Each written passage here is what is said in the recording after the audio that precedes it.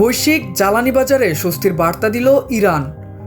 কৌশলগতভাবে অত্যন্ত গুরুত্বপূর্ণ হরমুজ প্রণালী আবারও উন্মুক্ত করা হয়েছে সব ধরনের বাণিজ্যিক জাহাজ চলাচলের জন্য।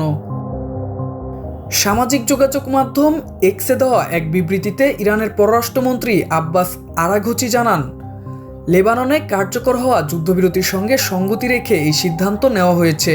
তিনি বলেন, হরমুজ প্রণালী দিয়ে আন্তর্জাতিক বাণিজ্যিক জাহাজ চলাচল এখন সম্পূর্ণ স্বাভাবিক থাকবে। একই সঙ্গে তিনি উল্লেখ করেন, ইরানের বন্দর ও সমুদ্র বিষয়ক সংস্থার পূর্ব নির্ধারিত সমন্বিত রুট অনুসরণ করেই জাহাজ চলাচল অব্যাহত থাকবে। এর আগে গত 28 ফেব্রুয়ারি যুক্তরাষ্ট্র ও ইসরায়েলের হামলার পর প্রতিক্রিয়াস্বরূপ বিশ্বের অন্যতম ব্যস্ত তেল পরিবহন পথ হরমুজ প্রণালী কার্যত বন্ধ করে দেয় ইরান।